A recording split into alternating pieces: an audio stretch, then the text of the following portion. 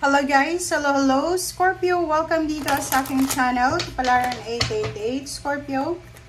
Alamin natin kung anong messages, vibration, gabay energy para sa lahat. Tayo general reading, so pwede kang makaresonate Scorpio. I hope na makuha mo yung energy dito. Okay? So Scorpio, tingnan natin yung first two cards. Okay, first card natin is New Beginning, second card is Believe in Magic. First card muna tayo, Scorpio. New beginnings dito. This card, sinasabi ng barahan mo na posibleng ikaw ay makatanggap ng isang napakasayang balita. Pwedeng ito ay tungkol sa bagong baby or birth ng bagong idea. Pwedeng good news from your family, from your friends, invitation of wedding, birthdays, reunion, or anything na posibleng isi-celebrate. Okay? So, nakikita natin dito na sa last week ng March 2025, maraming magsisimula sa buhay mo, okay, na pwedeng hindi mo masyadong ini-expect, or posibleng hindi mo masyado siyang binibigyan ng pansin. Second card natin is Believe in Magic.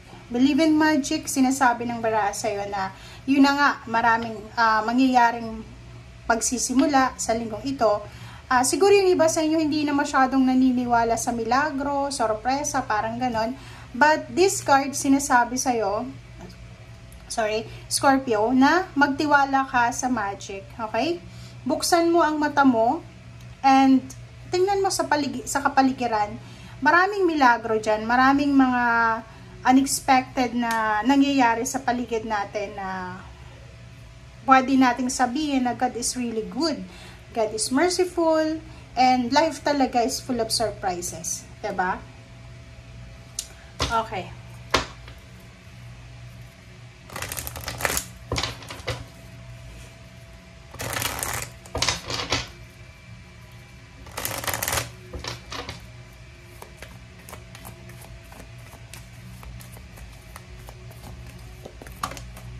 Okay, next two cards natin is Pure Intention and Inspiration. Okay, so dito sa two cards na to, sinasabi ng baraha sa'yo dito na lahat ng gusto natin, lahat ng mga wini-wish natin, minamanifest natin, intention natin, ay mangyayari yan, goals, kung talagang sigurado and pure yung intention natin. Okay? So, like for example, this week lang, if may mga plano ka sa buhay para sa future mo, para sa mga susunod na buwan, kung talagang sigurado ka sa direction na to, hindi yung dahilan sa sama ng loob, dahilan sa na-pressure ka, talagang makukuha mo siya. Okay? Inspiration, so ihanda mo yung sarili mo dahil posibleng ikaw ay makatanggap ng good news na pwedeng magdala sa iyo ng inspiration, and posibleng ito ay love life, posibleng ito ay family celebration, family gatherings, or anything na pwedeng magdala sa iyo ng motivation, happiness, joyful feeling, and pwedeng milagro talaga. Okay?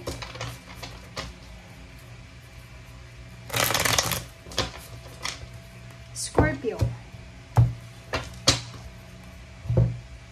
First card natin is Strength. Sa mga Scorpio dyan na may mga sakit, may mga lagnat, or may mga masakit na kasukasuhan or anything, dito sinasabi ng baraha sa'yo na posibleng this week malakas yung pakiramdam mo. Diba? Yung parang wala kang masyadong, yung malakas yung pakiramdam mo, and maganda yung pakiramdam mo. Okay?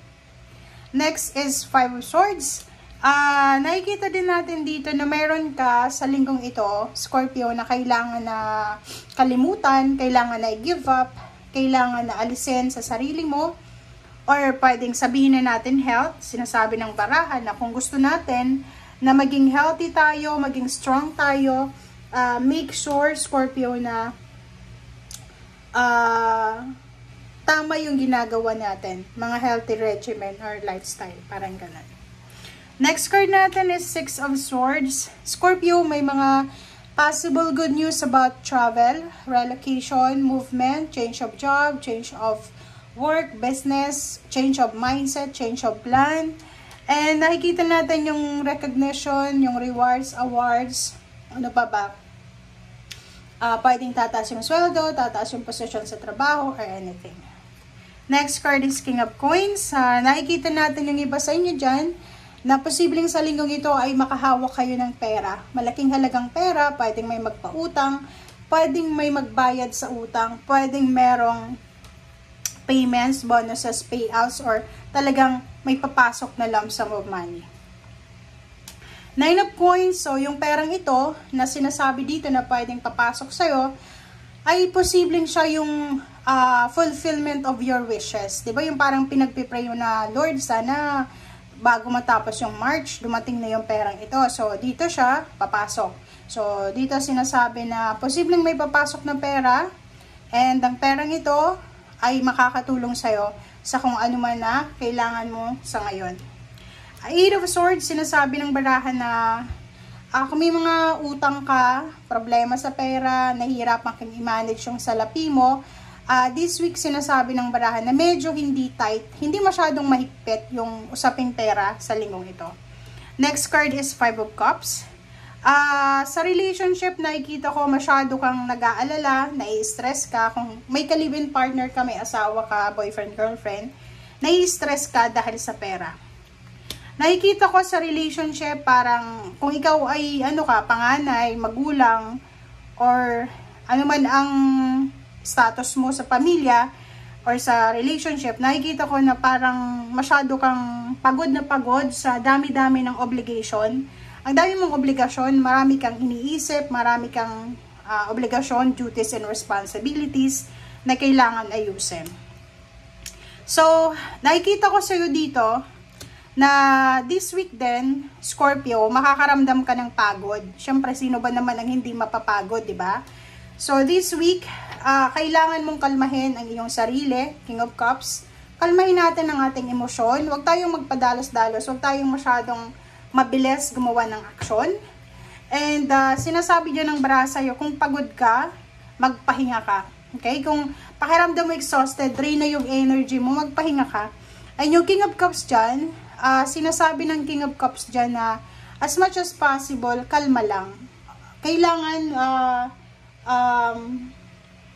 wag masyadong mabilis gumawa ng aksyon. And yun, pag halimbawa hindi klaro yung gusto natin, alisin natin yung mindset na kailangan natin ngayon mismo gumawa ng desisyon. Hindi, may oras pa, maraming panahon. So, make sure na magpahinga tayo. Okay? Take care of your body, take care of your health, take care of your well-being. Okay? Thank you guys. Bye!